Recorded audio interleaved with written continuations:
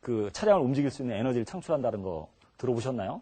요즘 그런 대체 에너지까지 나오고 있습니다. 그런 기업이 요즘 작년에 상한가를 쳤을 정도고요. 대체 에너지 관련 주식, 로봇 관련 주식은 삶의 질이 풍부해지면서 나타나는 그런 모습입니다. 이런 것들에 대한 관심을 가질 필요가 있고요. 간접 투자, 저는 간접 투자를 좀 추천해드리고 싶은데 간접 투자에서 제일 먼저 생각할 수 있는 게 뭐냐면 배당주입니다. 배당주는 배당도 받을 수 있고 주식이 올라가서 올라가는 가치도 받을 수 있기 때문에 그 손해볼 가능성이 다른 거에 비해서 낮다라고 하는 겁니다. 가치주, 자산 가치가 높다는 것은 저퍼주라고 그러죠. 퍼가 낮은 주식. 부자 엄마들은 이 정도는 아셔야 되겠지만 이 저퍼주일 경우는 바로 가치주라고 일컬어지는데 이런 가치주에 대한 관심을 가질 필요가 있고요. 섹타주, 작년에 대히트를 쳤던 이 섹타주도 이번에도 역시 괜찮을 것이다. 그 다음에 대형 성장주, 중소형주 이런 식의 5가지 유형의 분산 투자해라. 대체로 조금 부담스러우면 앞에 배당주나 가치주의 비중을 높이고 뒤에 비중을 좀 낮추는 방식. 장기 투자 인생 2막에 대한 계획이 열풍의 관심이 높아질 것이라는 겁니다. 2007년도 가장 많이 화두가 될 게 바로 정년을 맞는 50세에서 54세 연령층의 인구가 몇 명이냐면 330만 명이에요. 이 330만 명이 은퇴를 생각하면 눈앞이 캄캄하니까 고민하겠죠. 따라서 이런 사람들을 위해서 라이프 사이클 펀드나 변액보험을 좀 고려해 보실 필요가 있다는 거고요. 부동산 투자에서 차별화 현상이 극히 많이 나타날 것이다. 따라서 역세권 아파트를 좀 노려보라는 겁니다. 그리고 일단은 관망세가 좋다는 겁니다. 5, 6월에 적기가 예상되어지기 때문에 콕 찍어서 얘기하면 5, 6월에 부동산 투자를 좀 생각해 보라는 겁니다. 투자 설계를 제가 해본다고 하면 그럼 어떻게 하는 게 좋겠느냐. 제가 돈이 좀 있는데요. 월 100만 원 정도 돈이 있는데 이걸 좀 투자하려면 어떻게 했으면 좋겠습니까? 라고 저한테 묻는다면 국내 주식형 펀드와 해외 펀드에 각각 30%, 20%, 30% 하는데 국내 펀드에 대형 우량주 펀드와 중소형주 펀드에 50%, 그 다음에 해외 펀드에 30% 정도를 배정하는 게 좋겠다. 국내 우량주 펀드의 경우는 30% 가져가는 것은 아까도 얘기했지만 배당주, 가치주 우선 거기에 30% 배정을 하고 중소형주 펀드는 그래도 잠깐 재미가 있는 펀드들로 구성되어 있기 때문에 이걸 2가지 비중을 가져가면 수익이 괜찮을 것으로 보여집니다.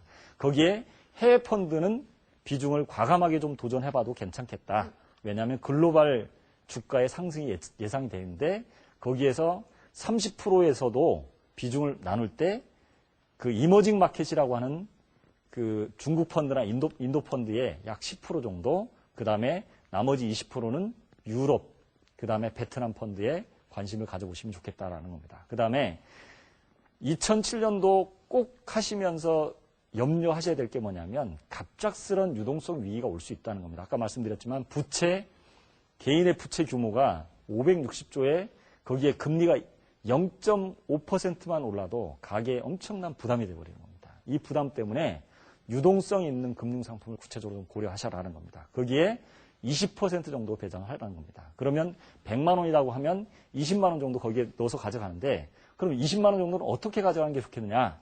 CMA라는 상품인데 CMA로 수시 입출금 할 수 있는 데다가 약 10% 정도 넣으시고 10% 정도는 그 상호저축은행의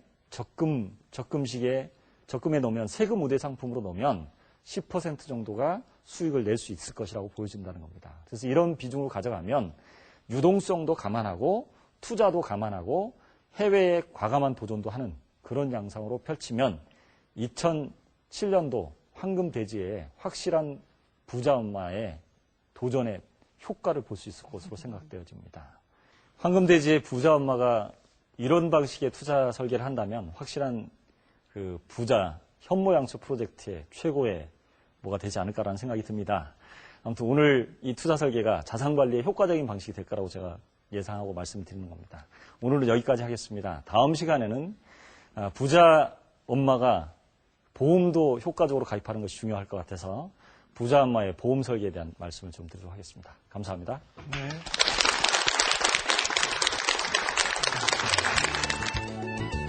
부자가 되기 위한 가장 기본은 바로 튼튼한 투자 설계하기.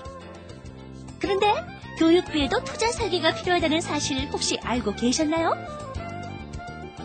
똑똑한 부모의 교육비 재테크. 7계명으로 풀어보겠습니다. 첫 번째, 교육비에 올인하지 마라. 자녀의 교육을 위한 비용과 당신의 노후를 위한 비용을 일정 부분 보전을 주십시오. 자녀를 위한 교육비는 일정 부분만 사용함으로 인해서 이 아이가 스스로 자라갈 수 있도록 도와주는 것이 중요하다는 것입니다. 두 번째, 물가 상승률 그 이상을 생각하세요. 교육비의 실질적인 인상률을 감안한 투자 계획이 필요합니다. 세 번째, 교육보험처럼 수익성이 확실한 상품들을 골라야 한다는 것도 잊지 말아야겠죠? 네 번째, 교육비는 매월 10만 원이라도 꾸준히 투자하는 것이 중요하고요. 다섯 번째, 노후 자금을 준비하세요. 마라톤처럼 체계적인 계획과 꾸준한 진행이 필요합니다. 여섯 번째, 교육비가 언제 얼마나 필요할지 구체적인 계획을 세우고 펀드처럼 수익률도 따져보세요. 일곱 번째, 우리 집 금융 주치의를 만드세요. 재무 전문가와 함께라면 교테크 걱정 없겠죠? 교육비 자금도 철저하고 장기적인 재테크 전략이 필요합니다. 목돈이 드는 교육비 마련에 막막하기만 했던 부모들을 위해 준비한 교테크 7계명 꼭 실천해보세요. 부자 엄마가 나서면 교육 투자의 성공이 보입니다.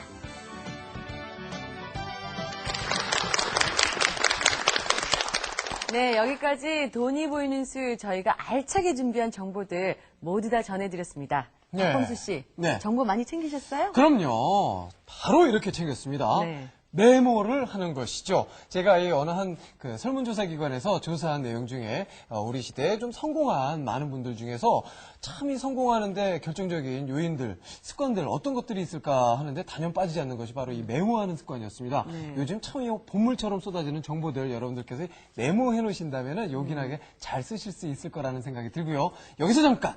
메모 한 가지 더 하시면 좋을 것 같습니다. 지금 아래 나가는 주소 메모해 두셨다가요.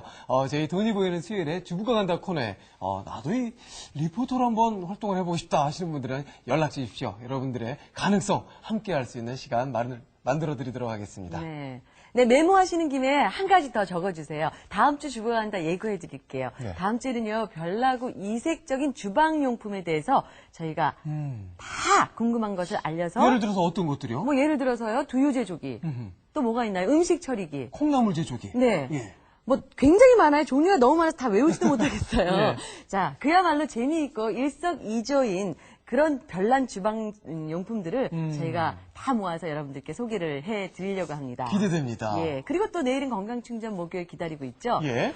여러분들께서 뭐 식품 첨가물에 대해서 방송을 한 후에 굉장히 궁금하시다고 하셔서 네. 2탄을 준비했습니다. 어허. 2탄요. 네. 기대됩니다. 기대되시죠? 예. 기대되신다면 내일 오전 11시 저희와 함께 하시면 됩니다. 내일 오전 11시 여러분들 다시 찾아뵙겠습니다. 고맙습니다. 감사합니다.